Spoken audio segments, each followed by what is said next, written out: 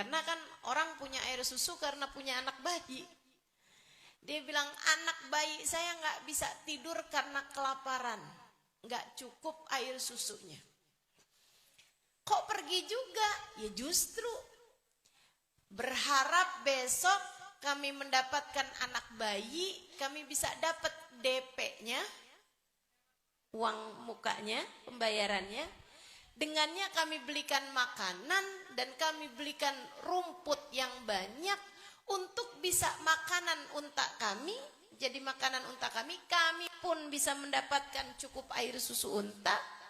Dan kami pun juga bisa cukup dapat makanan sehingga akhirnya air susu saya bisa jadi banyak. Itu harapan kami semuanya. Kami pun juga bisa bawa uang untuk makan keluarga kami yang ada di Taif. Dia bilang saya turun ke sana, ke Mekah, langsung tanya, ada anak bayi nggak nih yang bisa kami susui? Nama pertama yang kami dengar adalah Muhammad putra Abdullah. Datanglah ke rumah Aminah ibunya. Saya pun datang ke sana. Begitu nyampe di pintu, Aminah udah langsung ngabarin, maaf, saya ini janda. Bapak anak ini sudah meninggal dunia. Begitu dapat kabar semacam itu, saya pun mengurungkan niat, nggak jadi mau nyusuin. Karena kalau bapaknya nggak ada, siapa yang mau bayar? Jadi saya pun menolaknya. Saya pergi ke ibu-ibu yang lain, ternyata semua yang punya bayi sudah pada diambilin bayinya tersebut oleh teman-teman saya. Pulang nih saya, saat sore ke tenda kami, ketemu sama suami saya Abu Du'eb. Dalam kondisi semua teman-teman saya udah pada punya bayi yang mau disusuin. Subhanallah ya. Jadi Nabi Muhammad itu Bu, sudah ditolak dari sejak kecil. Subhanallah kan. Kamu tuh jangan salah. Kalau kamu ditolak oleh seseorang atau oleh sesuatu, misalnya nyari kerjaan ditolak, misalnya melamar anak orang ditolak misalnya, atau nih yang merasa cintanya ditolak, kamu jangan salah. Terkadang itu bukanlah sebuah penolakan, justru malah sedang terjadi pemilihan, sedang terjadi sensor. Terkadang kamu ditolak oleh sesuatu atau oleh seseorang adalah karena Allah hendak memilihkanmu dengan yang terbaik atau menggantikanmu dengan yang lebih baik. Sehingga sekalian, Halimah kemudian bilang sama suaminya, ya ampun gak enak banget ini. Emang beneran tuh Halimah, kamu gak dapet bayinya? Katanya suaminya. Semua bayi yang saya samperin ibunya, semuanya udah pada diambilin sama teman-teman kita. Ini nasib kita sial banget nih hari. Satu-satunya bayi yang saya samperin yang belum dapat ibu susu itu adalah Aminah. Anaknya bernama Muhammad, putranya Abdullah, karena dia suaminya udah meninggal. Jadi kan kalau suaminya udah meninggal, siapa yang membayar kita? Iya sih. Tapi gimana ya Halimah, kayak gak enak banget kita pulang gak bawa bayi. Apa diambil aja nih? Ambil aja deh. La'allahu nismatan mubarakah. Nih teman-teman, simak baik-baik nih. Nih yang ada di belakang layar hitam.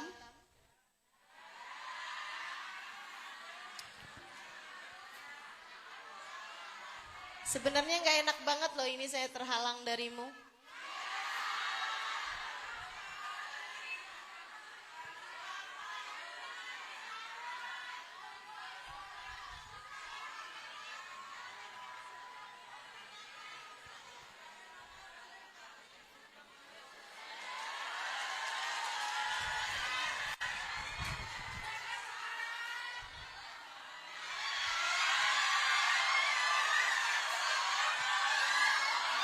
Nah, di bawah sini ternyata. Oke.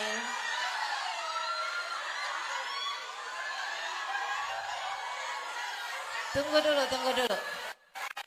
Coba dengerin saya dulu.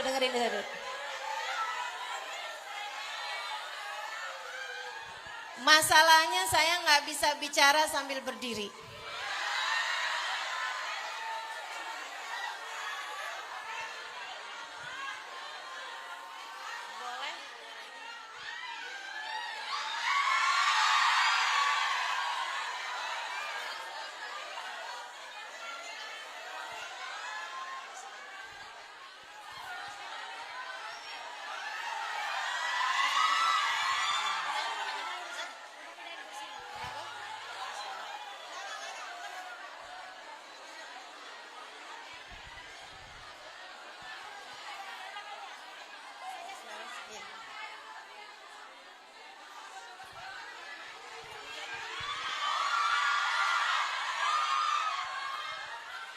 Oke, sekarang boleh duduk, ya.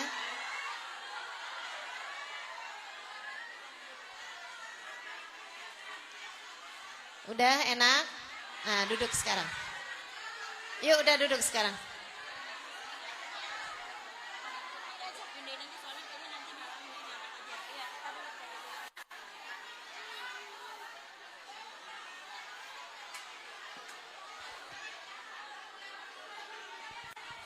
Oke, boleh duduk sekarang.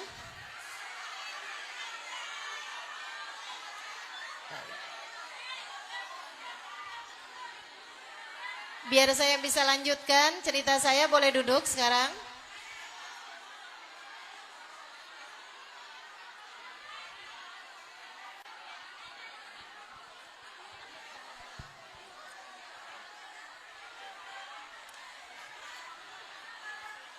Baik. Saudariku sekalian yang saya muliakan,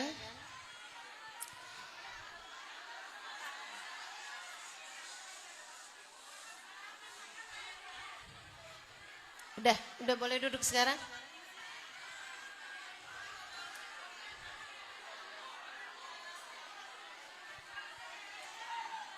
Iya, udah.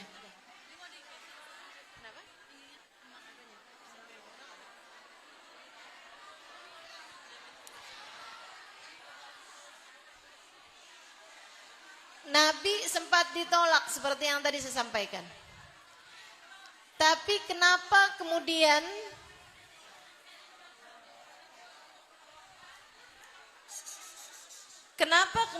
Halimah dan Abu Duaib dipilih oleh Allah Subhanahu wa taala sebagai yang tertulis dalam sejarah ibu susu, bapak susu, keluarga susunya Nabi besar Muhammad sallallahu alaihi wasallam? Sebabnya adalah karena nih teman-teman saudara sekalian, ucapannya Abu Duaib dan ucapannya Halimah, la'allahu nismatan mubarakah. Siapa tahu Nabi Muhammad, siapa tahu anak ini, yaitu bayinya Nabi kita Muhammad sallallahu alaihi wasallam, nismatan mubarakah, seseorang yang membawa keberkahan.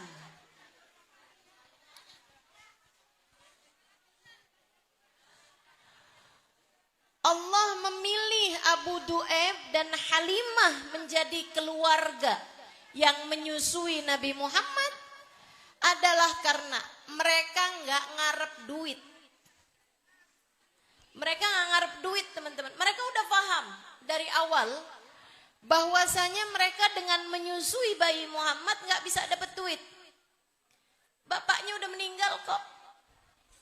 Mereka nggak bilang, ya udah deh, Halimah kita susuin aja bayi Muhammad, siapa tahu ada warisannya. Nggak gitu. Nggak ngarep warisan. Nggak ngarep siapa tahu ntar kakeknya yang bayar, atau siapa tahu ntar pamannya yang bayar, atau nanti kita jebak aja. Kalau udah kita susuin juga, mau nggak mau kan dibayar juga, ntar bilnya belakangan, misalnya gitu, tagihannya belakangan gitu. Enggak gitu. Mereka dari sejak awal yang mereka bilang adalah la'allahu nismatan mubarakah. Siapa tahu bayi ini, boleh diam, boleh tenang. Kalau ibu-ibu tetap bicara, saya agak kesulitan buat konsentrasi. Tolong bantu saya dengan diam. Dari sejak awal mereka itu nggak ngarep sesuatu yang lain, apalagi sesuatu yang duniawi. Tapi yang mereka harapkan adalah la'allahu nismatan mubarakah. Siapa tahu anak ini adalah anak yang membawa keberkahan. Berkah yang mereka cari dari Nabi Muhammad. Dan saya kasih tahu, tidak ada siapapun yang lebih bisa mendatangkan keberkahan dari Nabi Muhammad.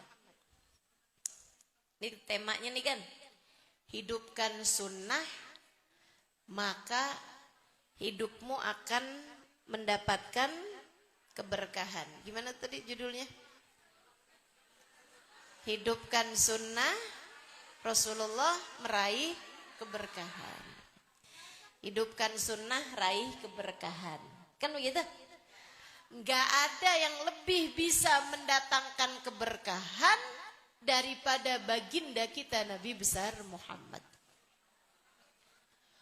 Bu, karena dari awal Halimah niatnya bukan mau duit, makanya Allah pilih. Kamu kayak begitu. Kamu dalam hidup kamu nih hati-hati meniat. Kalau dari awal niat kamu adalah urusan duit, bisa jadi kamu dapat duitnya, bisa jadi enggak. Tapi yang pasti kamu enggak akan dapat berkah. Dan Bu, kalau bicara duit, duit itu bisa didapat dari berbagai macam cara. Tapi berkah adanya cuman dari Allah SWT. Yang ngasih berkah tuh cuma Allah. Ustazah, bicara berkah, apa sih berkah? Nih saya kasih tahu dulu. Apa itu berkah? Kita kan sering banget nih nyari berkah. Betul nggak? Saudaraku sekalian saya muliakan, apa itu berkah? Berkah ai ziyadatul khair. Berkah adalah tambahnya kebaikan. Nih Bu nih, umur. Umur itu nggak penting panjang Bu, tapi yang penting berkah.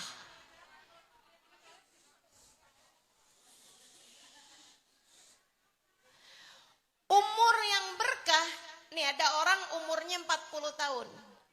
Tapi umur 40 tahun itu, dia gak ngapa-ngapain dalam umurnya. Ya kayak kawin.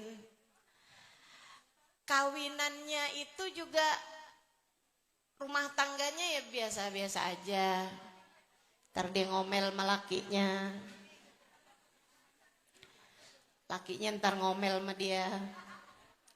Ntar dia ngomel sama anaknya. Anaknya ntar ngambek sama dia.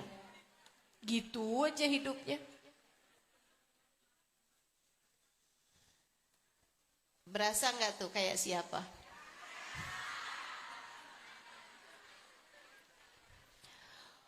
Umurnya udah 40 tahun tapi kayak gak ngapa-ngapain dalam hidup gitu. Saudaraku sekalian yang saya muliakan, kalau tanyain ibadah yang istiqomah cuman sholat fardu doang. Tahajud istiqomah apa enggak? Kadang-kadang. Kadang-kadangnya gimana? Kadang-kadang tahajud 30 hari libur. Panjang bener liburnya. Saudara sekalian yang saya muliakan, hidup gak berkah. Jangan sampai hidup kamu kayak begitu. Umur itu Bu, umur tuh gak penting panjang, penting berkah. Ibu-ibu sekalian, tahukah kamu wanita paling mulia dalam Islam bernama Fatimah bintun Nabi sallallahu alaihi wasallam, putrinya Nabi Muhammad sallallahu alaihi wasallam. Innaki ya Fatimah sayyidah nisa ahlil jannah. Sesungguhnya engkau wahai Fatimah pemimpin wanita surga. Bu, umurnya waktu meninggal dunia hanya 29 tahun saja. 29 tahun umurnya waktu meninggal dunia. Tapi berkah. Usia yang berkah. Sehingga 29 tahun tapi menorehkan sejarah yang sangat indah. Ahli ibadah. Perempuan paling dicinta dan mencintai Nabi Muhammad. Ibu yang paling solehah, anak yang paling berbakti. Tuh umur berkah. Bu,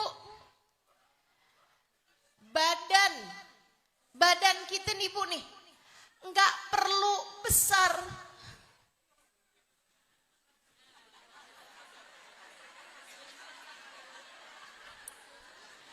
Yang perlunya adalah badan yang berkah. Bu ya, badan yang berkah tuh badan yang kayak gimana? Badan yang kalau diajak taat gampang, tapi diajakin maksiat susah. Tuh berarti badannya berkah. Ibu-ibu sekalian, anak kamu punya keluarga. Itu Bu, gak penting banyak, yang penting berkah. Kamu punya suami, gak penting banyak.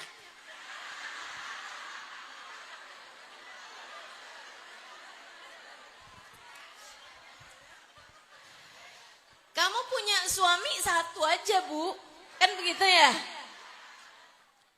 Yang penting punya suami yang berkah. Apa-apaan tuh yang penting berkah. Harta nih Bu, harta. Duit. Ibu gak penting banyak, percaya saya. Percaya saya. Duit tuh Bu gak penting banyak, yang penting berkah. Duit yang berkah tuh yang kayak gimana? Yang kalau dipakai buat taat, ada aja gitu jalannya. Tapi begitu dipakai buat maksiat, gak bisa aja gitu. Itu namanya duit yang berkah.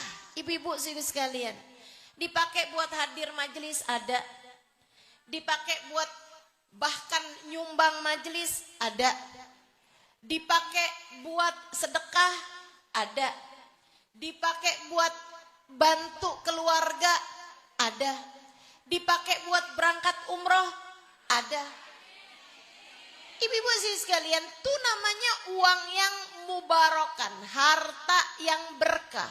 Dipakai buat nyekolahin anak ada, dipakai buat biayain pendidikan anak kita ada, dipakai buat nyenengin anak ada. Itu namanya uang yang berkah. Ibu, ada banyak orang-orang duitnya banyak Bu, tapi dipakai buat kebaikan susah banget keluarnya. Tapi giliran dipakai buat kemaksiatan, dipakai buat jalan dosa, lancar bener keluarnya. Kadang duitnya banyak, tapi akhirnya dipakainya buat naudzubillah, bayar polisi karena anak ketangkep narkoba. Itu duit yang kayak beginian nih, duit-duit yang gak berkah nih. Duit yang gak berkah. Anak gak bisa naik kelas, akhirnya kemudian nyuap sekolah. Itu namanya duit yang enggak berkah.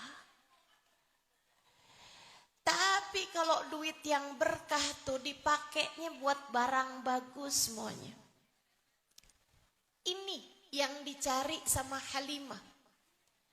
Halimah As-Sa'diyah ketika mengambil bayi baginda kita Nabi besar Muhammad. Saya ceritakan kelanjutannya. Indah luar biasa. Ibu dengerin jangan cuman pakai telinga tapi pakai mata hati. Pakai telinga hatimu. Ceritanya Halimah. Katanya Halimah, saya pun begitu sepakat sama suami, kita ambil aja deh bayi Muhammad. La'allahu nismatan mubarakah, siapa tahu dia adalah anak yang bawa berkah. Saya pun menuju rumahnya Aminah. Saya masuk di sana tuh saya bilang, Aminah, saya udah diskusi sama suami, kami bersepakat untuk mengambil bayi Muhammad untuk kami bawa, kami susui di tempat kami 2 tahun. Aminah bilang, kamu udah saya kasih tahu Halimah sebelumnya. Saya ini nggak punya suami, jadi kamu kalau ngambil bayi saya nggak ngerti gimana bayar kamu. Saya nggak punya papa Halimah. Saya seorang perempuan yang nggak punya uang. Saya nggak punya harta buat bayar kamu. Bu, Halimah bilang, nih Bu, dari zaman dulu tuh ternyata perempuan emang kebagi 2. Ada yang mata duitan, ada yang nggak mata duitan. Dan ternyata Bu, dari zaman dulu perempuan-perempuan beruntung adalah perempuan-perempuan yang enggak mata duitan. Nih, kamu liatin. Kalau kamu lihat diri kamu masih mata duitan sampai sekarang, hati-hati, hati-hati. Khawatir tidak menjadi perempuan yang beruntung, hati-hati, hati-hati. Halimah Bu, begitu dibilang Halimah, kamu udah saya kasih tahu saya nggak punya suami, jadi saya nggak bisa bayar kamu nih Halimah. Halimah bilang, Aminah kamu jangan pikirin masalah bayarannya. Saya mau ngambil bayi kamu nih Halimah, Aminah tidak berharap bayaran. Saya ataupun suami saya nggak berharap bayaran. Saya hanya berharap anak ini membawa keberkahan dalam kehidupan kami. Bu, itu diomongin sama Halimah dalam keadaan Halimah perlu banget sama duit sebenarnya, karena dia lapar, suaminya lapar, anaknya lapar, sampai semalaman gak bisa tidur nyenyak, nangis sepanjang malam karena kelaparan. Dan Halimah bisa bilang, saya gak ngarep duit dengan saya menyusui anakmu ini. Yang saya harapkan adalah dia seseorang yang membawa keberkahan. Ibu-ibu siku sekalian saya muliakan, Aminah bilang, kalau itu tujuanmu Halimah, kamu gak salah, anak ini adalah anak yang sangat membawa keberkahan. Saya bahkan gak tahu kalau saya hamil dia, karena semua kesakitan saya gak ada. Kesakitannya perempuan hamil enggak saya rasakan. Justru malah yang asalnya saya sering sakit perut, sering masuk angin, sering sakit kepala, begitu hamil hilang semua sakit saya, berkahnya anak yang saya kandung ini. Oh, Aminah Halimah senang banget tuh. Dia kemudian dibilang, silakan ambil bayi Muhammad. Ada di dalam kamar itu, saya akan siapkan pakaiannya. Bu, Halimah menuju tuh kamar.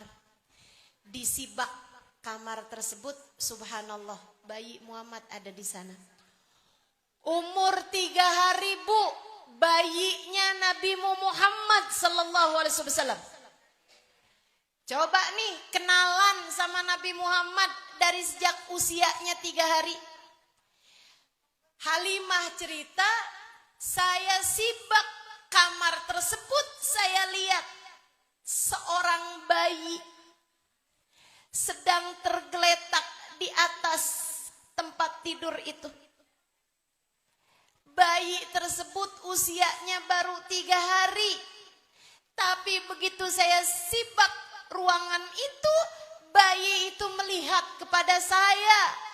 Kemudian dia tersenyum. Saya nggak pernah lihat ada bayi umur 3 tahun. Itu umur 3 hari. Umur 3 hari. Yang seperti itu keadaannya. Biasanya anak bayi 3 hari tuh Bu tuh belum bisa lihat. Belum bisa juga. Kalau dengar udah bisa ya. Tapi belum bisa lihat. Belum bisa menyadari kehadiran seorang. Ini enggak. Nabi Muhammad dari usia 3 hari, dia udah bisa langsung lihat siapa yang berdiri di situ. Kemudian dia udah senyum. Halimah bilang, saya pun gak tahan hati. Saya ketika ngelihat bayi tersebut, saya kayak bukan ngelihat anak orang, tapi saya kayak ngelihatnya anak saya sendiri.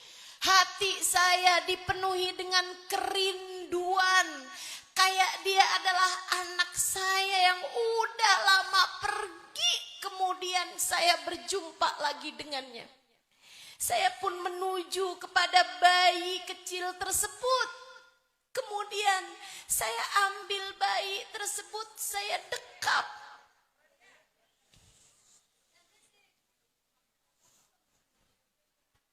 Bayi itu saya dekap dalam pelukan saya. Saya dekap bayi tersebut. Entah dari mana air mata saya bercucuran. Saya berasa rindu sekali dengan anak ini. Saat itulah keberkahan pertama terjadi. Air susu saya yang semula kering, nggak ada isinya, mendadak menjadi banyak. Saya pun duduk, kemudian mulai menyusui bayi tersebut. Saya mulai dari yang kanan. Dan biasa ibu-ibu tuh kan, kalau nyusu suka ganti-ganti. Dia bilang sesudah beberapa waktu yang cukup, saya pun pindahkan kepada yang sebelah kiri. Dia gak mau nyusu. Dia berhenti nyusu. Wah, kamu sudah kenyang, Nak. Saya pindahkan lagi ke sebelah kanan, dia mau nyusu lagi. Loh, kamu masih lapar ternyata. Saya pindahkan lagi ke sebelah kiri, dia berhenti nyusu. Dia hanya mau dari yang kanan ternyata. Belakangan saya baru ngerti rupanya. Bayi kecil ini sudah mengerti berbagi. Ia menyisakan yang kiri untuk saudaranya yang ada di tenda. Anak saya sendiri. Ibu-ibu sekalian, dibawa sama Halimah menuju ke tenda. Subhanallah, begitu ada di tenda, untanya meringkik, untanya mengembik, mengunta. Apa ya, suaranya unta atau apa?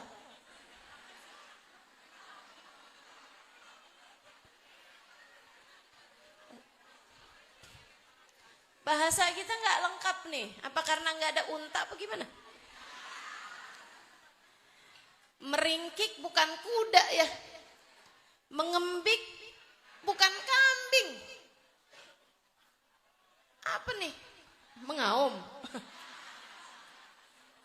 Bersuara untanya. Akhirnya Suami saya keluar menuju ke unta tersebut, ada apa gitu. Ternyata air susunya mendadak banyak. Suami saya langsung memerah air susu tersebut. Kami minum air susu unta tersebut sampai kenyang. Dia bilang, subhanallah, ternyata bayi Muhammad memang segitu memberi keberkahannya. Besok paginya kami pun pulang bersama dengan 70 perempuan-perempuan yang sudah bawa bayi masing-masing. Suami saya sama bawa anak saya naik untanya. Sementara saya bersama dengan bayi Muhammad naik keledai. Dia bilang keledai yang saya naiki kemarinan itu paling belakang karena udah paling lemah. Keledainya itu paling lemes lagi tuh, paling lemah. Dia bilang begitu saya bawa bayi Muhammad bersama dengan saya dalam gendongan saya, keledainya tiba-tiba ngebut. Sampai teman-teman saya tuh pada teriak-teriak, Halimah keburu beli keledai yang baru. Saya bilang enggak, ini keledai yang kemarin. Mana mungkin? Yang kemarin kan paling belakang. Sekarang kok bisa kayak begitu? Iya nih, saya sendiri lagi aneh nih. Begitu ada bayi Nabi kita Muhammad sallallahu alaihi wasallam, semua menjadi penuh dengan keberkahan. Inti yang mau saya sampaikan kepadamu ini adalah bahwa kamu kalau kepengen hidupmu penuh dengan keberkahan, hadirkan Nabi Muhammad sallallahu alaihi wasallam dalam kehidupanmu. Bu, kalau kamu kepengen hidupmu penuh dengan keberkahan, hadirkan Nabimu Muhammad. Hadirkan Nabimu Muhammad di dalam kehidupanmu itu dan liatin, hidup kamu akan mulai terarah. Hidup kamu nanti akan berlimpahan keberkahan. Gimana caranya Ustazah menghadirkan Nabi Muhammad dalam kehidupan kita? Caranya adalah dengan menghidupkan sunnahnya. Gimana caranya tapi menghidupkan sunnah? Nih dengerin saya. Yang paling sederhana, yang paling mudah untuk kamu lakukan. Maksudnya yang paling penting buat kamu lakukan. Pertama, hadirkan Nabi Muhammad di dalam caramu memperlakukan harta. Dalam caramu mencari harta dan mengeluarkan harta, hadirkan sunnah Nabi Muhammad di dalamnya. Jangan pernah tertarik sama harta yang haram. Bu, jangan pernah tertarik sama harta yang haram. Begitu kamu tertarik sama harta yang haram, itu artinya kamu memilih jalannya setan. Dan kalau kamu memilih jalannya setan, artinya kamu sedang memilih untuk meninggalkan jalannya Nabi Muhammad. Harta warisan punya saudara kamu ambil. Itu artinya kamu lagi memilih jalannya setan. Kalau kamu memilih jalan setan, Bu, artinya jalannya Nabi Muhammad sedang kamu tinggalkan. Ibu-ibu sekaligus sekalian yang saya muliakan, kamu lagi bersih-bersih rumah, ternyata kamu ketemu dompetnya tamunya suamimu. Kamu buka, duitnya banyak. Akhirnya kamu ambil berapa lembar. Kemudian kamu bilang sama suami, dompetnya teman bapak tuh ketinggalan. Pak, kembaliin. Suami kamu gak tahu aja tuh, udah ada berapa lembar yang masuk ke dalam dompet kamu. Saudaraku sekalian yang saya muliakan. Atau yang paling sering terjadi, ibu-ibu nyuciin bajunya suami, di saku bajunya kamu ketemu duit. Mana tuh duit dilipet-lipet. Wah, kayaknya dia nggak berasa nih kalau hilang. Ustazah, bukankah dalam harta suami ada harta istri? Iya, itu kalau dia kasih. Tapi kalau di saku ya berarti punyanya dia lah, Bu. Ibu-ibu saudaraku sekalian, jangan kemudian kamu tilep tapi kemudian bikin suami jadi suudzon sama orang lain. Hati-hati, hati-hati. Teman-teman saudaraku sekalian, duit yang haram itu, Bu, enggak akan ada berkahnya. Apalagi kalau sampai karena tuntutan dari dirimu, suamimu akhirnya berani-berani mencari uang dengan jalan yang haram.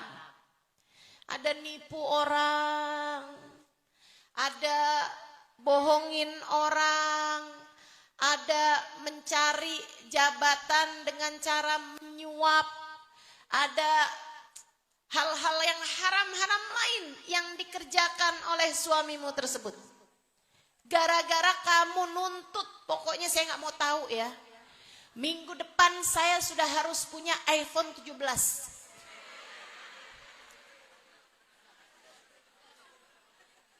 Pokoknya saya nggak mau tahu. Nih nanti nih akhir tahun ini nih bulan depan anak kita udah harus ikutan jalan-jalan ke luar negeri barengan sama teman-temannya. Kalau enggak dia nanti bakalan malu. Pokoknya kita harus dapat duitnya dengan cara apapun dah. Mau nyuri kayak mau apa, astagfirullah. Kalau gara-gara tuntutan dirimu, suamimu sampai kemudian berani-berani sama uang yang haram, ngebohongin orang, nipu orang, ngambil haknya orang. Saudaraku sekalian, dengerin katanya Nabi Muhammad sallallahu alaihi wasallam. Man lam yubali min ayyi babin dakhala alaihi rizq lam yubalillah min ayyi wadin min audiyati jahannam ahlakah. Kata Nabi kita Muhammad sallallahu alaihi wasallam, siapa yang enggak peduli dari mana rezeki datang, lewat pintu yang mana rezeki datang ke dalam dirinya, ke dalam hidupnya, ke dalam rumah tangganya, maka Allah enggak peduli di lembah neraka jahanam yang mana Allah akan hancurkan dia. Saya ulangi, biar kamu pada dengar. Siapa yang gak peduli rezeki masuk dari pintu yang mana, halal apa haram, halal apa syubhat, dia gak peduli, maka Allah gak peduli di lembah kehancuran yang mana Allah akan hancurkan dia. Ada yang dihancurkan dari sejak di dunia, ada yang dihancurkan nyantar sekalian di akhirat. Jangan mau begitu. Hati-hati sama caramu nyari duit. Hati-hati sama caramu nyari rezeki, teman-teman. Saya sering sampaikan padamu, sesedikit apapun uangmu cukup untuk membiayai hidupmu. Namun sebanyak apapun uangmu gak akan cukup untuk membiayai gaya hidupmu. Maka kalau pengen hidup tenang, jangan banyak gaya. Kalau sanggup beli silahkan, enggak sanggup beli jangan beli. Bu, yang sering rusak kehidupan kita nih adalah karena pergaulan. Kamu jangan suka membandingkan rizkimu dengan rizki orang. Kamu tuh bang, kenapa sih jadi suami nggak bisa jadi kayak suaminya orang? Itu tuh yang jadi masalah tuh. Suami orang bang udah bolak-balik ngajakin bininya keluar negeri. Kamu bang mau janji bawa saya ke Indomaret aja bolak-balik batal.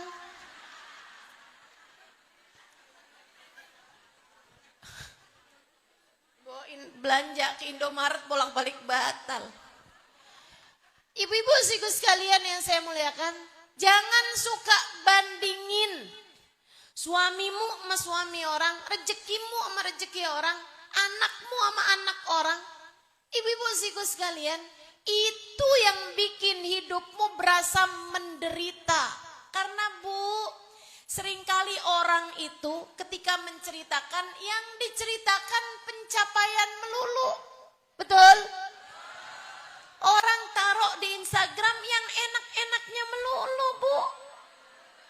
Sama, kamu kan juga gitu. Jalan-jalan dari 3 tahun yang lalu, fotonya diirit-irit.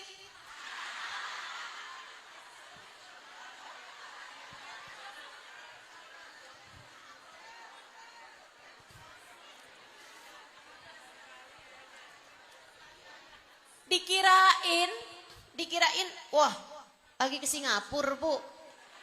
Nah, fotonya emang lagi di Singapura. Di bandara Singapura, sempet-sempetnya ganti kerudung. Biar kelihatan kayak banyak. Kayak bolak-balik. Ada yang begitu? Astagfirullah. Astagfirullah. Ya Allah, Bu. Ayolah, Bu. Jangan begitu. Jangan begitu. Hidup ini jangan suka membandingkan dirimu dengan siapapun. Setiap orang punya jalan hidupnya masing-masing. Ya Bu? Setiap orang punya deritanya masing-masing. Setiap orang punya tawa tangisnya masing-masing. Saya hanya perlu sampaikan padamu, Bu, enggak ada siapapun yang hidupnya ideal. Enggak ada siapapun yang hidupnya sempurna, enggak ada. Ibu-ibu sekalian, enggak ada orang yang hidupnya senang terus-terusan. Enggak ada, Bu, saya kasih tahu, enggak ada. Semua orang hidup dengan ujiannya masing-masing. Semua orang hidup dengan ujiannya masing-masing. Oh ustazah, kalau ngelihat ustazah kayaknya hidupnya seneng terus. Dah siapa bilang? Ibu saya kasih tahu. Saya sudah menikah saya nikah tahun 2002. 23. Ibu ya? Saya udah nikah 23 tahun dan saya nggak ada anak. Ideal kayak apaan? Betul nggak? Ibu-ibu sekalian, saya tahun lalu sakit sampai nggak bisa ngapa-ngapain di atas tempat tidur. Bantalan tulang belakang saya, bantalannya pecah. Ibu kebayang, sakitnya luar biasa.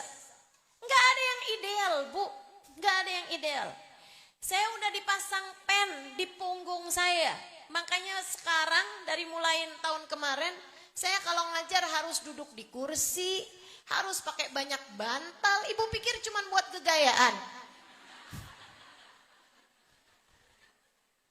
Saya itu hobinya duduk di bawah, Bu. Saya ini santri. Hobi saya duduk di bawah. Hobi saya tidur di bawah. Ibu-ibu sekalian, dan itu udah bertahun lamanya. Gak boleh lagi sekarang. Dokter mengharamkan saya tidur di bawah untuk duduk di bawah. Ibu-ibu siku sekalian yang saya muliakan, hidup gak pernah ideal buat siapapun. Saya kasih tahu, gak ada sesiapapun yang menjalani kehidupannya dengan ideal. Gak ada. Kita hanya berusaha melewati setiap ujian dalam kehidupan kita dengan cara yang terbaik. Begitu caranya. Jelas? Jelas? Ibu-ibu sini sekalian saya muliakan. Libatkan sunnah Nabi, jalan hidup Nabi. Sunnah itu artinya jalan hidup, Bu. Libatkan jalan hidup Nabi dalam caramu mencari harta dan membelanjakannya. Itu kalau kepengen hidupmu berkah. Kalau kepengen hartamu berkah, di hartamu tersebut harus ada jalan hidupnya Nabi Muhammad SAW. Nih, buat yang punya harta ada lebihnya. Ya, buat yang punya harta, punya banyak kelebihannya, dengerin saya. Kamu kalau kepengen kelebihan hartamu menjadi sesuatu yang berkah dalam hidupmu, dalam hartamu tersebut hadirkan dakwahnya Nabi Muhammad sallallahu alaihi wasallam. Bu, bantu para ulama dengan uangmu tersebut dalam jalan dakwah mereka. Bantu pondok-pondok pesantren. Bantu anak-anak santri yang sedang menuntut ilmu agama pakai uangmu tersebut. Ada banyak ibu-ibu saudariku sekalian yang saya muliakan, orang-orang dengan kecerdasan yang luar biasa. Mereka menghafalkan Al-Quran, menghafalkan hadisnya Nabi Muhammad di pondok-pondok pesantren di Indonesia ini. Kalau mau belajar lebih panjang lagi, lebih tinggi lagi ke luar negeri, mereka nggak punya duitnya. Kalau kamu bisa memberangkatkan 1, 2, 3, 4 orang ke luar negeri untuk sekolah, entah itu di Hadramaut, entah itu di Mesir misalnya, di Al-Azhar misalnya, entah itu di Maroko, entah itu di pondok-pondok pesantren yang ada di berbagai macam belahan dunia, berguru dari para ulama-ulama. Ibu-ibu sekalian, kemudian mereka pulang menjadi seorang ulama. Setiap kali mereka mengajar, kamu ikut serta dapat pahalanya. Nih Bu nih, saya setiap hari ngajar. Andai waktu dulu saya pesantren, saya dibiayai oleh seseorang, andai itu setiap kali saya mengajar dia ikutan dapat pahalanya. Tapi alhamdulillah, saya ketika belajar di pondok-pondok pesantren, yang membiayai saya adalah kedua orang tua saya. Sehingga akhirnya setiap kali saya mengajar ini nih, kedua orang tua saya, abah umi saya, mengalir pahala kepada mereka.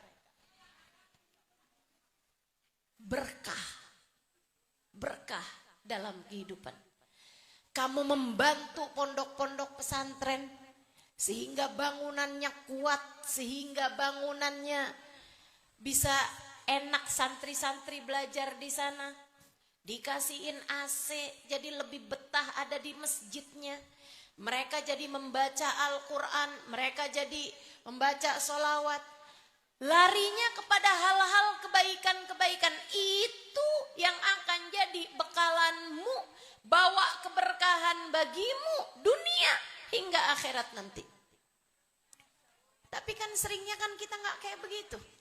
Kalau punya duit banyak kan yang kita pikirin jalan-jalan ke luar negeri, habis ratusan juta, bahkan mungkin bisa jadi lebih daripada itu. Ibu-ibu seiku sekalian yang saya muliakan, gak ada Nabi Muhammad di dalam hartamu. Jangan. Takutnya jadi penyesalan. Yuk, kita ini hidup di dunia bukan buat dunia. Kita hidup di dunia, mau ada perjalanan panjang di akhirat nanti. Berpikir lebih. Dan Bu, ibu gak usah takut nyekolahin anak. Bu ya, cari yang bagus. Cari pondok pesantren yang dibangun sama ulama-ulama yang berkualitas. Ibu-ibu serius sekalian, gak usah takut. Cari sekolah-sekolah Islam yang memang beneran bagus nih, misalnya gitu kan. Tapi yang tentu saja sesuai dengan kemampuanmu. Dan Bu, gak usah takut nyekolahin anak tuh, gak usah takut.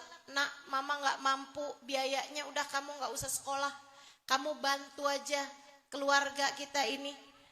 Kamu bantu aja keluarga kita, kamu ikutan nyari duit aja deh, barengan sama bapak, kamu gak usah sekolah. Jangan Bu, jangan.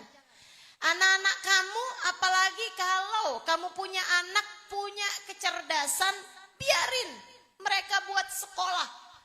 Ibu-ibu sekalian, gak usah takut nyekolahin anak. Ini ucapan Kiai Haji Maimun Zubair, guru saya. Saya pernah mondok di Al-Anwar, Sarang Rembang 3 tahun. Bu, satu waktu Mbah Mun, Kiai Haji Maimun Zubair, beliau bilang sama semua wali murid ketika ada haflah sekolahan, ada masanya, ada kayak haflah akhir tahun itu ya Bu ya, di mana anak-anak diambil sama orang tuanya buat pulang. Mbah Mun bilang begini nih sama para wali murid. Bapak Ibu, kata Mbah Mun, kalau kamu nyekolahin anakmu, lah kok mau ngirimin susah duitnya, mau ngasih duit jajan buat anakmu, ngirim bulanan kok susah duitnya, ambil balik anak kamu, pasti anak kamu belajarnya nggak bener. Kenapa gitu? Kata Mbah Mun, sebab anak kalau lagi belajar ilmu agama, anak lagi belajar ilmu agama, itu nafkah mereka, rezeki mereka ditanggung secara khusus sama Allah Subhanahu wa taala. Ada jaminannya khusus. Jaminan rezeki buat semua hamba, semua manusia itu ada. Tapi yang sedang menuntut ilmu agama, jaminannya khusus. Jadi kalau kamu mondokin anak, kemudian anak kamu kok rezekinya susah, pasti belajarnya nggak benar. Karena mereka sebenarnya mendapatkan jaminan khusus dari Allah Subhanahu wa taala. Nggak bakalan susah nyariin rezeki buat ngirimin anak sekolah agama. Nggak usah takut urusan rezeki. Rezeki itu Bu, ada yang udah nanggung. Namanya Allah. Huwar Razzaq dzul quwwatil matin. Allah lah satu yang ngasih rezeki. Allah lah satu sang pemilik kekuatan sejati. Jadi libatkan sunnah Nabi dalam caramu memperlakukan harta. Nyari hartanya, ikutin sunnahnya Nabi. Jangan mau bohong, jangan mau nipu, jangan mau nyakitin orang, jangan. Ya Bu ya, kerjanya pakai takwa, kerjanya pakai cinta. Dengan cara semacam itu, kamu bakalan dapat rezekinya yang berkah. Ini saya mau cerita nih. Dengerin, cerita yang sangat indah sekali. Ibu-ibu sih sekalian, saya punya teman. Satu waktu ustazah, seorang ustazah. Namanya ustazah Bu, biasanya memang punya banyak teman ustazah ya Bu ya.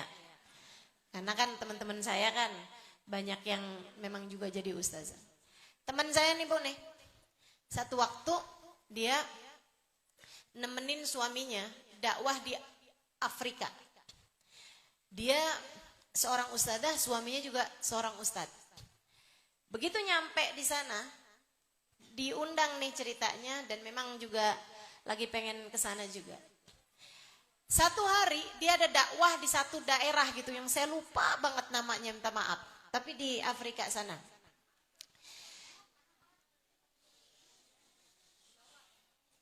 Boleh nggak kalau saya bilang yang berisik pulang aja? Yang ada ada di bawah sini nih, bawah saya nih. Ya, bawah apa di mana tuh? Bawah ya. Nah itu berisik buat saya nih. Saya sarankan yang berisik pulang aja dah. Biar yang pengen dengerin bisa dengerin enak dan saya yang ngomong gak terganggu. Boleh begitu? Ayo yang berisik pulang.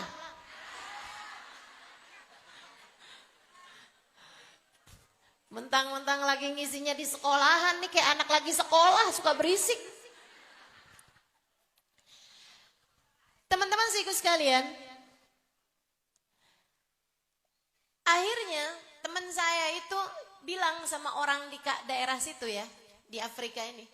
Dia bilang, saya mau nyari nih ada makamnya kakek saya. Dia bilang, makam kakek saya ini ada di daerah Afrika, tapi saya nggak tahu daerahnya mana. Terus akhirnya orang tersebut nanya, siapa nama kakeknya? Disebutkan, Habib Fulan bin Fulan al-Fulani gitu. Mohon maaf sekali lagi saya juga lupa namanya. Ini ya, kalau guru udah mulai tua begini nih. Jadi sekalian, akhirnya begitu disebutkan nama kakek teman saya ini, yang dengar langsung sujud syukur. Dia bilang, nama kakek kamu Fulan bin Fulan, kamu cucunya.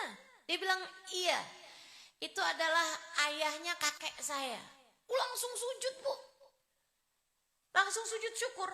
Bukan sujud sama dia ya, sujud syukur dia langsung. Kaget nih teman saya. Akhirnya habis selesai dia sujud, dia bilang, oh, alhamdulillah. Dia langsung pegang tangannya, diciumin sama dia, sama si orang ini. Dia bilang, alhamdulillah saya ketemu nih sama cucunya nih, alhamdulillah saya senang banget. Maksudnya yang perempuan ya, cium tangan sama yang perempuan ya bu ya. Habis itu terus dia cerita, dia bilang, kakek kamu Fulan bin Fulan al-Fulani. Iya betul, itu dia kakek saya, alhamdulillah. Kamu tahu kuburnya? Bukan lagi, dia bilang. Tapi kami nih sekampung ini, sedaerah ini, dulu kakek kami, kakek nenek kami masuk Islamnya dengan dakwahnya kakek kamu itu. Semua sekampung masuk Islam gara-gara dakwahnya atau ajakannya atau jalan dakwahnya dari kakeknya ini. Terus dia cerita, kakek kamu itu dulunya datang ke kampung kami ini sebagai pedagang. Bahkan bukan sebagai ustadz, bahkan bukan sebagai dai bu, sebagai pedagang. Dia bilang beliau jual perhiasan emas di kampung kami ini. Kampung kami ini, daerah kami ini belum ada yang jual tuh. Dia tuh mulai jualan perhiasan emas. Kami dulunya kalau mau belanja perhiasan ya keluar kota gitu. Dia bilang dia jual tuh perhiasan emas. Laku. Orangnya sangat menyenangkan, jualannya bagus. Kalau ada yang gak demen balikin diterima. Walaupun udah berhari-hari. Gitu ya. Dia bilang, subhanallah. Semua orang seneng sama dia. Seneng dagang sama dia, seneng beli sama dia. Dia bilang ada orang, nikahan, lamaran. Pakai perhiasan-perhiasan itu. Abis itu ternyata mau kawinan, batal kawinannya. Dibalikin perhiasannya, dibalikin lagi sama dia. Dia mau nerima. Pokoknya jualan dengan sepenuh cinta. Dia bilang melihat jualannya dia laku, tetangga sebelahnya akhirnya bikin toko lagi. Yang sama. Tetangganya nih, bikin toko yang sama, jual perhiasan juga. Dia bilang sekarang jadi ada 2 toko perhiasan. Yang tentu saja orang ketika beli, ada yang beli di toko dia, ada yang beli di toko tetangganya. Dia bilang satu hari ada seorang pemuda datang ke toko tersebut. Terus dia bilang, tokonya si Habib ini nih, dia habis pilih. Dia bilang saya ini kesini mau beliin perhiasan, saya mau menikah dengan seorang perempuan, saya mau beliin istri saya, calon istri saya, perhiasan yang bagus. Dia pilih-pilih dapet tuh kalung. Dia bilang, oh saya suka nih kalung ini nih. Berapa nih? Oh yang mana pak? Yang pak suka yang ini. Yang mana nak, Dek, yang kamu suka? Yang ini nih, saya suka nih perhiasan ini. Dia bilang, oh ini nih. Dibisikin sama dia. Dek, perhiasan yang sama kayak gini nih, ada di toko sebelah. Saya minta kamu buat belinya di toko sebelah aja. Kenapa gitu Pak? Saya kan mau belinya di sini. Enggak, Bapak, Adek belinya di toko sebelah aja. Kenapa gitu? Karena dari pagi nih, saya udah dapat beberapa pembeli. Sementara toko sebelah dari pagi tadi, saya liatin belum dapat pembeli. Adek beli aja ke toko sebelah, saya rasa harganya juga mirip aja. Subhanallah Bu. Dia pun beli ke toko sebelah. Nyampe di sana, dia bilang, kamu kayaknya udah habis dari toko sebelah. Iya, saya mau beli nih perhiasan yang ini nih, kalung yang ini. Emangnya kalung yang ini gak ada di toko sebelah? Kepo. Tangga nih, si tetangga kepo nih. Ada kok di toko sebelah. Lah kenapa kamu belinya di sini? Mahal ya? Gak tahu, orang belum ngasih harga. Tapi barangnya ada. Ada. Kenapa kamu belinya di sini? Gitu kan? Karena saya disuruh sama dia. Disuruh? Suruh gimana? Iya, katanya pilih aja. Terus begitu saya bisa saya pilih, dia bilang toko sebelah ada juga, Bapak belinya di situ aja. Karena saya udah dapat banyak pembeli, beberapa pembeli dari tadi pagi, sementara toko sebelah belum dapat pembeli. Ya ampun. Bu, malam harinya sekeluarga datang ke situ. Dia bilang, Habib tadi siang, tadi sore itu Habib, kenapa Habib suruhan orang datang ke toko saya, padahal barangnya tempat Habib juga ada. Iya, nggak apa-apa, saya kan udah dapat pembeli dari pagi itu, ada beberapa. Saya liatin kamu belum dapat pembelinya. Habib nggak takut, Bib. Orang-orang pada belanjanya ke toko saya, rezeki Habib berkurang. Enggak. Kenapa gitu, Bib? Habib kok bisa bikin kayak begitu? Punya hati kayak gitu tuh kenapa, Habib? Dia bilang, karena rezeki kan udah ada yang ngatur, Allah. Allah Tuhan saya nggak pernah kurang-kurang ngasih saya rezeki. Jadi ya saya tenang aja. Saya justru lebih senang kalau kamu juga ikutan banyak dapat rezeki. Alhamdulillah. Kok Habib bisa sih Bib bikin berbuat baik sama saya? Padahal saya nggak pernah berbuat baik kayak begitu sama Habib. Saya selama ini malah sering jealous, sering iri, sering dengki, sering berbuat hal-hal yang nggak bagus gitu. Kenapa Habib malah berbuat seperti itu? Dia bilang karena saya tahu bahwa sesudah kehidupan di dunia ini ada kehidupan di akhirat. Yang nanti saya kepengen di akhirat nanti bisa kumpul bareng menabi saya. Nabi saya orangnya baik, ngajarin kita berbuat kebaikan. Dan Allah Tuhan saya bakalan balas. Enak banget ya kalau bisa hidup dengan hati kayak Habib ini. Bib, Habib agamanya apa sih Bib? Kita boleh ikutan gak Bib? Akhirnya orang masuk Islam, tetangganya dengar cerita itu pada masuk Islam. Akhirnya orang sekampung pada masuk Islam gara-gara akhlak beliau yang begitu luar biasa. Tuh, kamu tuh rezeki mah gak bisa kemana-mana, udah tenang aja.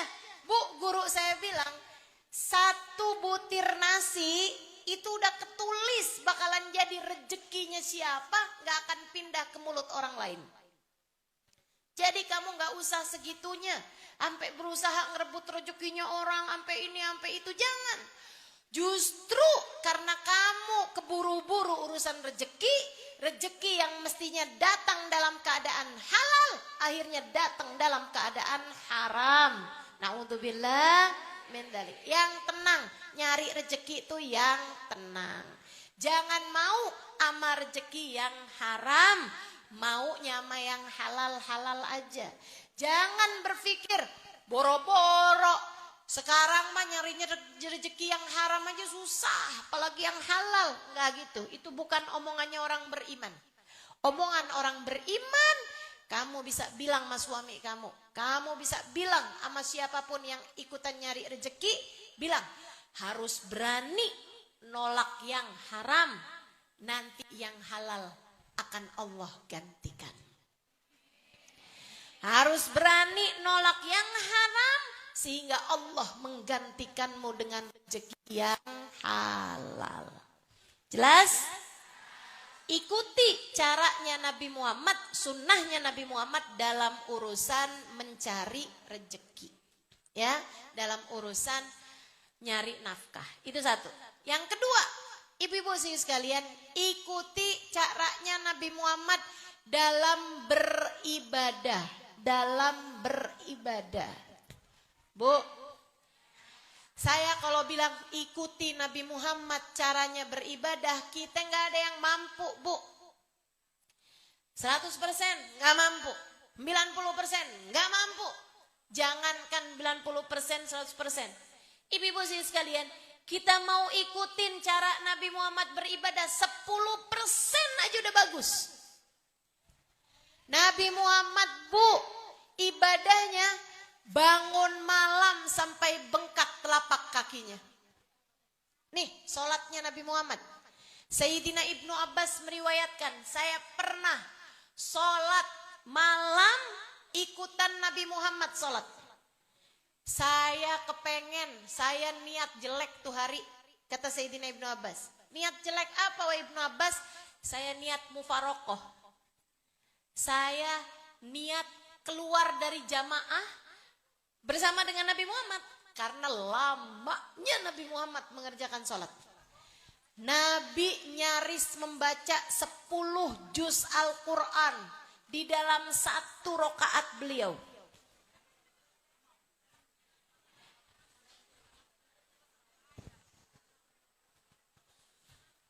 Ini kan, kalau baca satu rakaatnya 10 juz ibu-ibu sekalian, kita ngikutin 10%-nya aja kita nggak sanggup. Betul nggak? Siapa di antara kita yang sholat malam membaca 1 juz Al-Quran? Palingan bulan Ramadan, itu pun juga udah ngeluh mulu. Berasa kayak pintu surga lagi dibukain bener-bener buat kita ya Bu ya. Udah langsung berasa sok-sokan jadi ahli surga gitu. Nabi Muhammad 1 rakaat membaca nyaris 10 juz Al-Quran. Ibu kebayang. Maka Bu, andai pun kita nggak bisa ngikutin cara sholatnya, maksud saya panjangnya sholatnya Nabi Muhammad di waktu malam, sekurangnya jangan tinggalkan buat bangun tahajudnya. Walaupun cuma setengah jam. Itu namanya ngikutin ibadahnya Nabi Muhammad. Bangun Bu, bangun. Walaupun cuma setengah jam sebelum subuh gak apa-apa. Dan ibu gak usah repot sama suami. Bu, Ustazah, saya tuh Ustazah bangun Ustazah di waktu malam. Tapi saya tuh sebel banget sama suami ngorok Ustazah.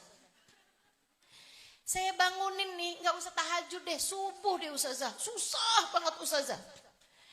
Saya nih kan jadinya kesel Ustazah. Saya kan kepengen sholat subuh berjamaah sama dia. Tapi saya bangunin susah banget Ustazah. Sampai udah saya bilangin, kamu tuh gak bangun-bangun juga, neraka loh. Baru bisa nambahin tahajud setengah jam doang. Udah berasanya langsung jadi ahli surga. Pakai ngomel-ngomel sama suami, pakai marah sama suami. Ada yang suaminya disiram segala. Ya Allah, ya Allah. Bu, kamu bangun tahajud itu hukumnya sunnah. Ya Bu ya? Kamu marah-marahin suami hukumnya haram, dosa. Itu dosanya kamu marahin suami, nggak bisa dibayar sama pahala tahajud kamu. Jadi jangan sampai kamu melakukan barang haram hanya untuk mengejar sesuatu yang sifatnya sunnah. Bangun tahajud, nggak usah repot sama urusan suami. Jadi gimana Ustazah? Tahajud aja. Kalau ada yang kamu mau lakukan buat suami saat tahajud tuh, habis selesai sholat kamu doain suami kamu, ya Allah. Ya Allah, bimbinglah saya, suami saya dan anak-anak kami buat mengikuti sunnahnya Nabi kami Muhammad, ya Allah. Bantu kami untuk dapat menghidupkan sunnah-sunnah Nabi kami Muhammad, ya Allah. Jadikan kami bisa mengikuti jalan hidupnya Nabi Muhammad, ya Allah. Doa. Ibu-ibu seriku sekalian, kamu bilang dalam doamu itu, ya Allah, Engkau berpesan kepada kami, ku anfusakum wa ahlikum nara. Jagalah diri kalian dan keluarga kalian dari api neraka, ya Allah. Jangankan menjaga keluarga kami, menjaga diri kami sendiri aja terkadang kami gagal melakukannya. Ya Allah, kami mohon padamu, ya Allah, jagakan diri saya dan keluarga saya dari api neraka. Kami mohon bantuanmu, ya Allah. Gitu, doa. Itu Bu, sunnahnya Nabi Muhammad. Ibu-ibu sekalian, Nabi Muhammad bangun di waktu malam mendoakan kita umatnya. Ya Allah, ampuni dosa umatku, ampuni dosa umatku. Kita kerjain sunnah Nabi. Bangun di waktu malam doa. Ya Allah, ampuni dosaku. Ampuni dosa suamiku, ampuni dosa anak-anakku, ampuni dosa kedua orang tuaku. Ampuni dosa saudara-saudariku, ampuni dosa umat Nabi Muhammad, ya Allah. Itu sunnah Nabi Muhammad. Sunnah Nabi itu Bu, bukan cuma sekedar urusan seberapa panjang jilbab kamu, bukan. Bukan cuma sekedar urusan seberapa terdengar syar'i ucapan-ucapanmu, bukan. Sunnah Nabi Muhammad sallallahu alaihi wasallam kebanyakannya malah yang tidak dilihat orang, yang tidak didengar orang, keadaanmu di saat kamu sedang sendirian. Keadaanmu di saat malam-malam, di saat mata yang lain sedang tertidur. Miripkah kamu kehidupannya dengan kehidupannya Nabi Muhammad? Itu sunnahnya Nabi Muhammad sallallahu alaihi wasallam. Sunnahnya Nabi Muhammad dalam ibadah. Nabi Bu, sholat fardunya berjamaah. Ya Bu ya, usahakan. Walaupun perempuan nih kita nih, usahakan sholatnya dengan berjamaah. Ustazah yang laki kan sunnahnya sholat jamaah di masjid. Iya betul. Tapi kan kadang gak semua sholat bisa dikerjakan di masjid. Kayak udah terlambat dia pulang dari kantor jam 4. Sholat jamaah di masjid udah gak ada. Nah jangan sholat sendirian. Sholat berjamaah di rumahnya. Dengan istrinya, dengan keluarganya. Ibu-ibu sekalian, itu adalah syarat utama saya ketika saya menikah sama suami saya. Ketika awal-awal nikah tuh, dia nanya sama saya, kamu kepengen apa dari saya sebagai seorang suami? Saya gak kenal sama suami saya Bu, sampai hari pernikahan. Saya bahkan ngelihat muka dia habis nikah. Ta'aruf Ustazah? Enggak, bahkan kita gak ta'aruf. Gak kenal. Langsung pada diem. Dari tadi berisik, saya ceritain Nabi berisik, saya ceritain tahajud berisik. Saya ceritain Halimah As-Sa'diyah berisik, giliran diceritain Halimah Ali terus langsung pada diem.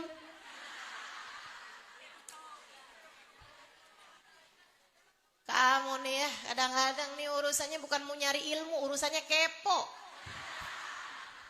Astagfirullah. Sehingga sekalian saya mulai, saya nggak kenal sama dia, nggak tahu sama dia, kita dijodohin sama guru saya, alhamdulillah. Ibu-ibu sekalian, hari pertama ketemu, abisnya nikah, ada tuh hari saya jalan sama dia pertama kalinya. Itu ibu-ibu, dia nanya, kamu pengen apa dari saya sebagai seorang suami? Saya bilang sama dia, saya belajar, berusaha untuk enggak sholat kecuali dengan berjamaah. Gitu. Jadi saya maunya kita sholatnya berjamaah. Tapi kan kamu ustazah, saya bukan ustadz, dia bilang. Bacaan kamu lebih fasih daripada bacaan saya. Saya bilang, sebagai seorang suami emang dia harus jadi imam. Ya kan nggak mungkin mentang-mentang saya ustazah tuh saya yang jadi imam.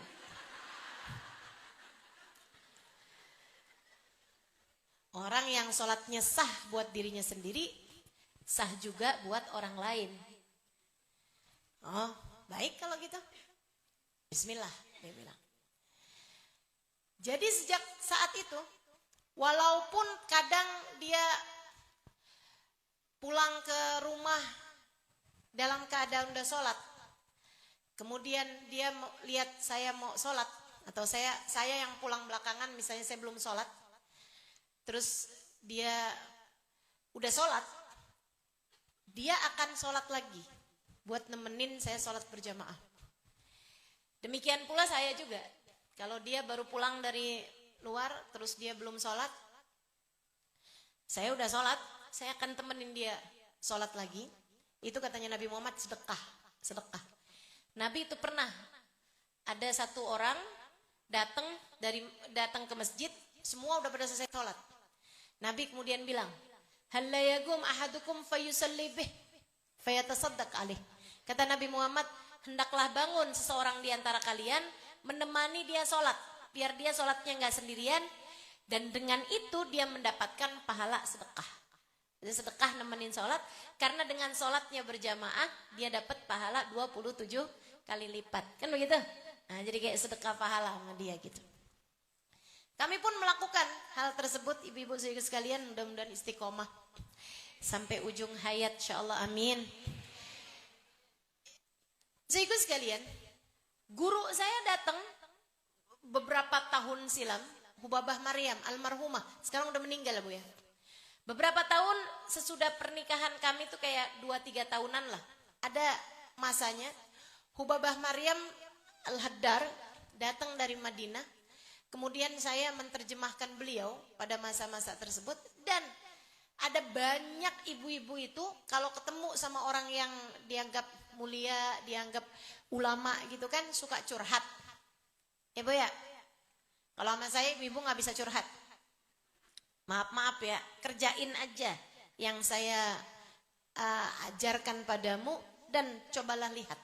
Nanti perlahan kehidupanmu akan membaik.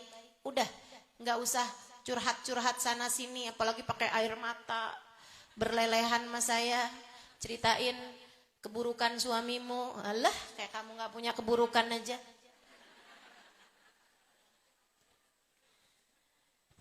Sehingga sekalian, hari itu Hubabah banyak menerima curhatnya orang-orang tentang rumah tangganya.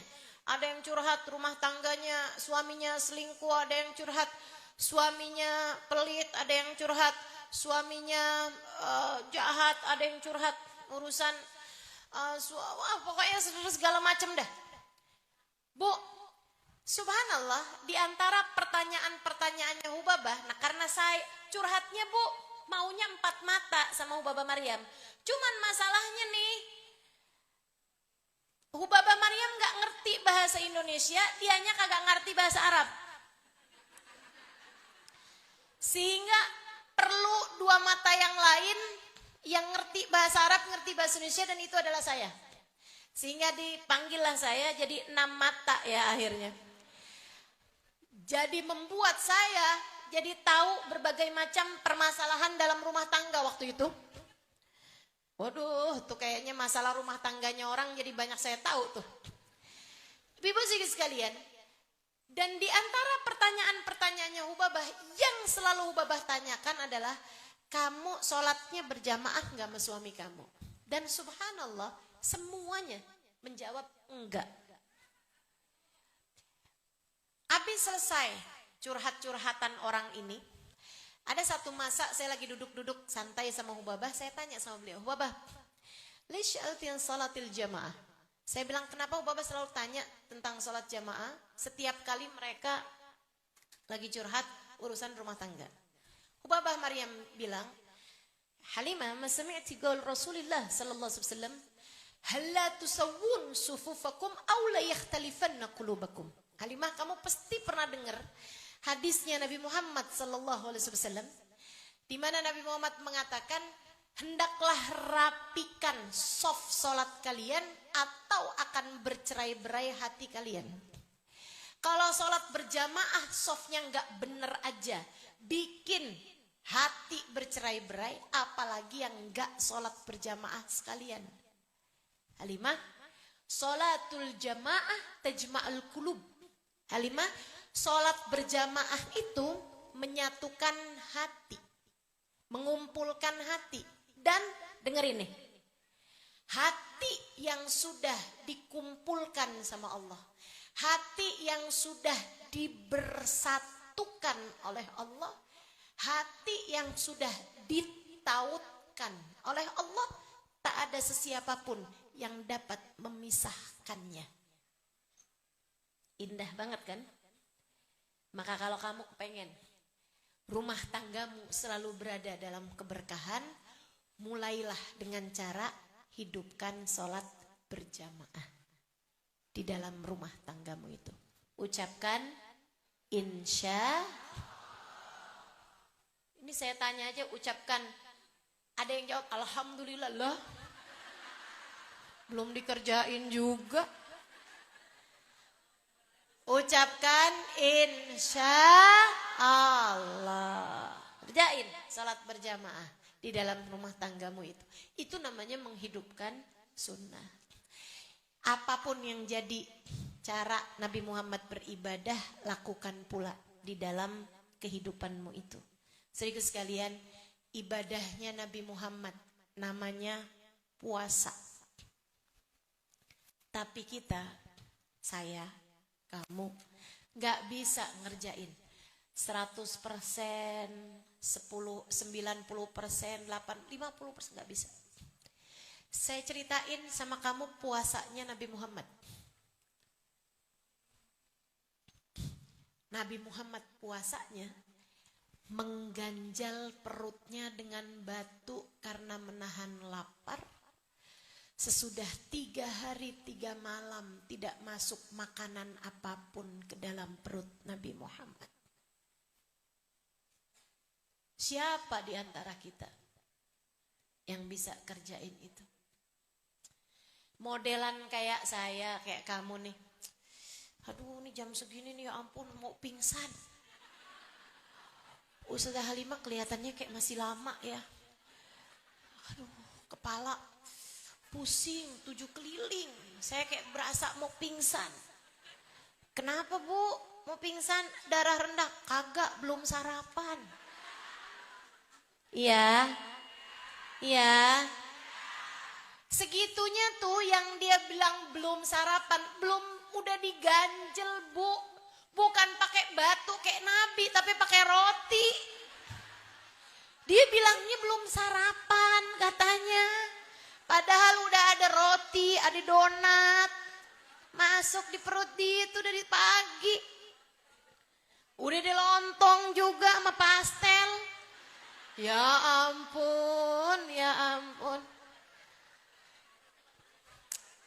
Udah deh, kita jauh dari puasanya Nabi Muhammad, Bu. Puasa itu kan nahan lapar, Bu ya.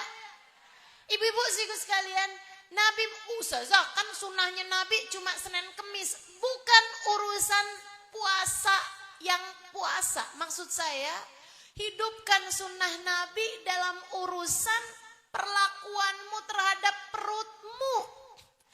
Latih dia, Bu, untuk sering lapar. Ibu-ibu sekalian, dengarkan ucapan bagindamu. Nabi Muhammad sallallahu alaihi wasallam. Ketika Nabi Muhammad melihat, mendengar ada seseorang yang tajasyu majlis. Apa tajasyu ustazah? Gini nih. Habis saya makan terus gini. Asal ibu tahu tuh namanya tajasyu ya. Kata Nabi Muhammad, bahasa Indonesianya apa, Bu? Betahak. Oke. Sendawa bahasa benernya ya. Bahasa bagusnya. Ibu-ibu sekalian, Nabi Muhammad dengar itu, Bu, langsung marah. Nabi kemudian berkata, "Kufa angka jutha'ak." Kata Nabi Muhammad, "Tahan sendawamu itu." Nabi kemudian mengatakan satu ucapan yang bikin serem saya. Dan seharusnya juga bikin serem kamu. Fa inna man tala shib'uhu fid dunya tala ju'uhu yaumal qiyamah.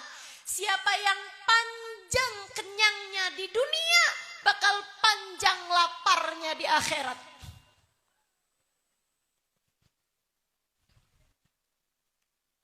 Siapa yang panjang laparnya di dunia, bakalan panjang laparnya di akhirat.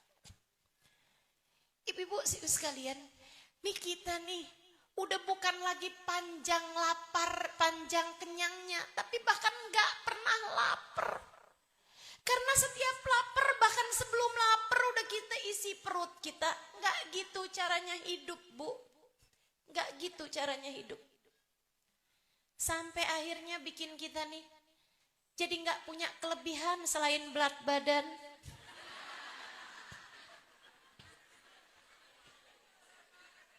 Betul?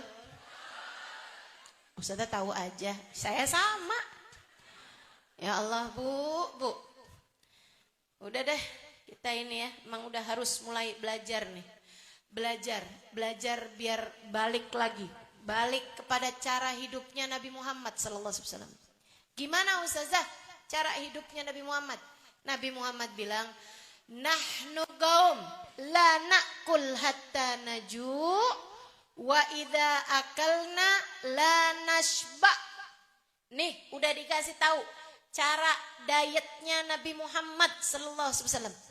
Cara makannya umat Islam, cara kita memperlakukan perut kita. Udah diajarin sama baginda kita Nabi besar Muhammad. Katanya Nabi Muhammad, "Nahnu qaum la na'kul hatta naju' wa idza akalna la nashba." Kita adalah umat yang gak makan kecuali sesudah benar-benar lapar, dan apabila kita makan sudah berhenti makan sebelum kenyang. Jangan dibalik. Kita adalah orang-orang yang sebelum lapar kita makan, dan kalau sudah makan gak kenyang-kenyang. Kenapa jadi begitu ceritanya? Yang sebenarnya adalah tidak makan kecuali sesudah lapar, berhenti makan sebelum kenyang. Ibu-ibu sekalian, ini saya dapat ilmu nih dari seorang istri dokter. Tapi dia banyak berkecimpung dalam urusan kedokteran. Dia bilang, "Saya ngerti kenapa Nabi Muhammad bilang berhenti makan sebelum kenyang." Saya bilang, "Kenapa gitu, Kak? Apa? Ngertinya tuh kenapa?" Dia bilang, "Karena Ustazah, otak kita itu Ustazah baru diberi paham bahwa udah kenyang 10 menit sesudah makan." Sesudah makan. Jadi abis kita makan tuh, Bu, kita tuh baru dikasih tahu ini kenyang 10 menit sesudahnya. Jadi perut kamu itu ngasih tahu otak itu lambat. Gitu ya. Padahal nih dia udah kenyang nih, tapi dia nggak ngasih tahu. Nggak ngasih tahu. Perasaannya kayak masih lapar aja gitu. Jadi mau makan lagi. Kenyang nih, gitu kan? Itu padahal udah kenyang dari 10 menit yang lalu. Gitu katanya. Jadi kita ini diberitahu oleh perut kita bahwa kita lapar, kita kenyang 10 menit sesudah merasakannya. Nggak langsung dia. Nggak langsung. Makanya kita udah harus ngerti sendiri. Sudah berhenti makan sebelum kenyang. Sebab ketika diberitahu sama perut bahwa saya udah kenyang, sebenarnya itu adalah informasi 10 menit yang lalu. Di saat kita masih terus aja makan. Begitu kan? Nah, yuk belajar. Belajar untuk tidak memenuhi perut kita dengan makanan. Jangan makan kecuali sesudah lapar. Berhenti makan sebelum insya. Sekarang bilang insya Allah, tapi begitu ketemu makanan lupa semua ilmunya. Betul? Belajar beneran dah sekarang ya. Insya Allah kita niat buat ngerjain sunnahnya Nabi besar Muhammad. Sekali lagi Bu, urusan sunnah itu Bu bukan cuman urusan seberapa syar'i ucapanmu. Kayak ada gitu banyak orang-orang itu yang kadang-kadang kelihatan kayak syar'i banget gitu ucapannya. Dikit-dikit yang subhanallah.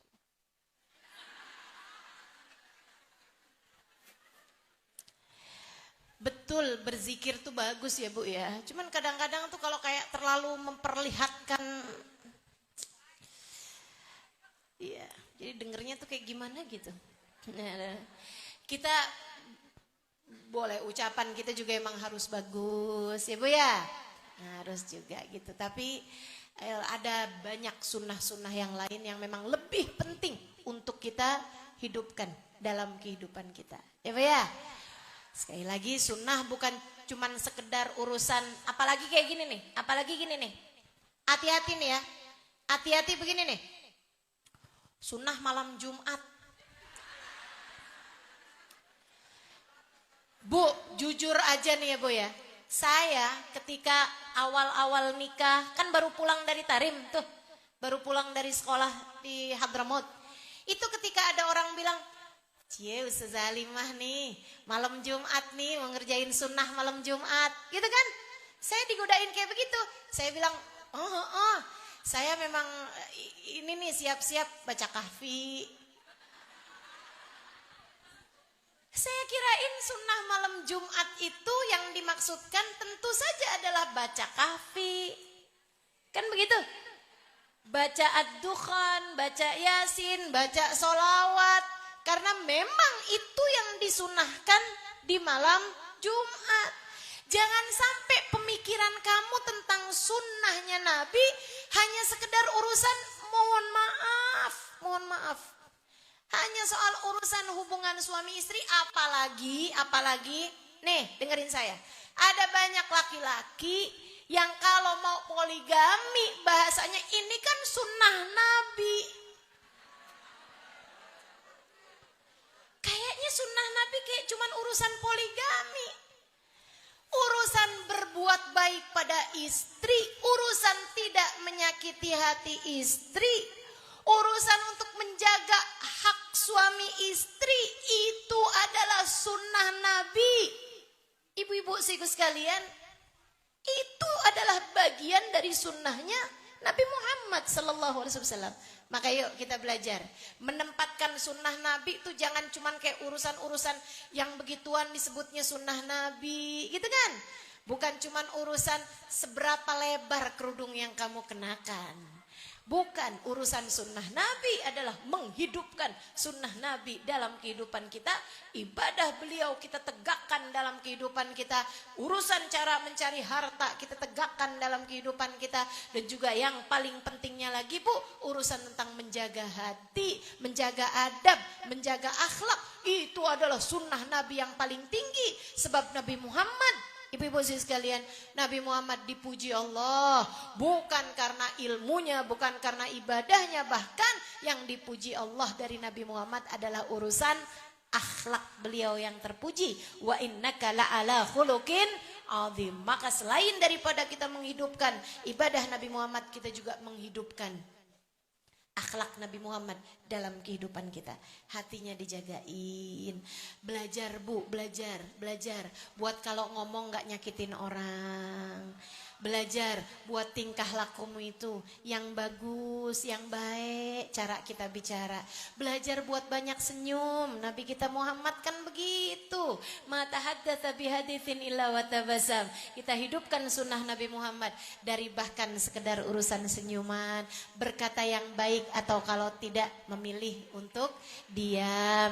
Kita berakhlakul karimah, hati kita biarin punya sabar, hati kita hiasi dengan syukur, hati kita hidupkan dengan kasih sayang kepada siapapun, mencintai orang lain seperti kita mencintai diri kita sendiri, sayang kepada semua umatnya. Nabi Muhammad SAW, sayangin suamimu, sayangi anakmu, sayangi kedua orang tuamu, sayangi saudara-saudarimu, doakan mereka semua, sayangi tetangga-tetanggamu, sayangi sahabat-sahabatmu, biar semua merasakan kasih sayang darimu. Biar semua merasakan kasih sayang darimu. Kalau ada yang berbuat salah, maafkan. Itu adalah bagian dari sunnahnya bagindamu Nabi besar Muhammad sallallahu alaihi wasallam. Di saat kamu menghidupkan sunnah, di sanalah keberkahan kehidupan akan kamu dapatkan. Saat kamu menghidupkan sunnahnya Nabi Muhammad, berupa akhlak beliau, berupa ibadah beliau, berupa cara beliau mencari nafkah, mencari kehidupan, penghidupan dalam kehidupannya. Semua hal-hal ini ketika kamu menghadirkan Nabimu Muhammad sallallahu alaihi wasallam, Allah akan melimpahkan rahmat, hidayah, berkah dalam kehidupanmu itu, bukan hanya di dunia, melainkan juga sampai nanti di hari akhirat nanti.